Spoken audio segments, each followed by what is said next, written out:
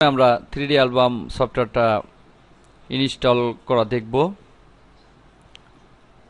সিডি-রমের ভিতরে 3D album সিডিটা প্রবেশ করানোর পরে মাই কম্পিউটারে গেলাম, এখান থেকে সিডি-রমটা ব্রাউজ করলাম, রাইট ক্লিক করে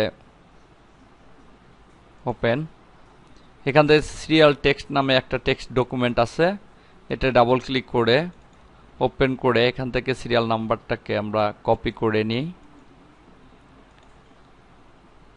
এরপরে আপে যে সিডি-রমের উপর ডাবল ক্লিক করলে সফটওয়্যারটা রান হবে। এটা ক্রস করে দেই, এখানে ইয়েস আই এগ্রি এটা চয়েস করতে হবে। সিরিয়াল নাম্বারের সামনে সিরিয়াল নাম্বারটা পেস্ট করে দিতে হবে, কন্টিনিউ।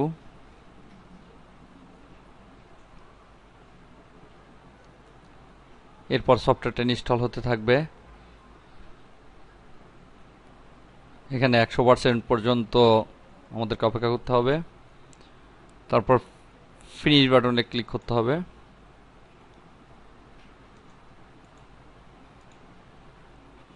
এরপরে দেখতে পাচ্ছি ডেস্কটপে 3D অ্যালবাম সিএস সফটওয়্যারটা আসছে এবং স্টার্ট বাটনে আমরা এটাকে দেখতে পাবো।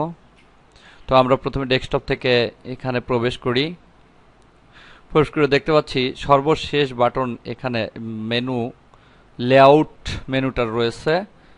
এরপরে একটা মেনু থাকে, এই মেনুটা নাই, কারণ এটা এখনো পূর্ণাঙ্গ কোনো সফটওয়্যার নয়। এই জন্য আমাদেরকে আরও কিছু কাজ করতে হবে। সিডি ফোল্ডারটাকে ব্রাউজ করতে হবে। ব্রাউজ করে এখানে আমরা দেখতে পাচ্ছি আপডেট 3.28 প্লাস সিরিয়াল, এটা ডাবল ক্লিক করতে হবে। ডাবল ক্লিক করে 3D অ্যালবাম CS 2.8 এটাকে ডাবল ক্লিক করতে হবে।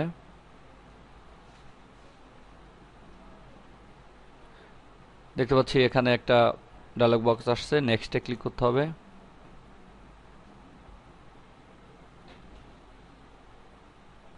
ফিনিশ বাটনে ক্লিক করতে হবে।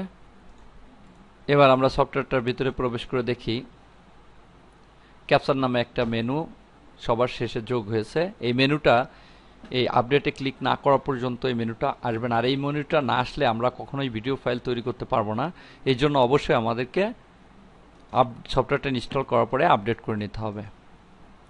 আর এই সফটওয়্যারের কাজ হচ্ছে, এই সফটওয়্যারের মাধ্যমে আমরা ডিজিটাল অ্যালবাম তৈরি করতে পারি, বিভিন্ন ছবির মাধ্যমে ডিজিটাল অ্যালবাম করে সেটাকে সিডিতে অথরিং করতে পারি, ওয়েবে অথরিং করতে পারি, অথবা দেখা যায় অনেক বিয়ের ভিডিওর বর কনে, বরে বাবা মা বা এই জাতীয় মানুষের পরিচয় দেওয়ার জন্য, পরিচয়টা নিচে লিখে দেওয়ার জন্য এই অ্যালবামের মাধ্যমে ছবিগুলো অ্যালবাম করে নিয়ে যেতে পারি অন্য সফটওয়্যারে। এই জন্য মূলত এই 3D অ্যালবাম সফটওয়্যারটা ব্যবহার করা হয়।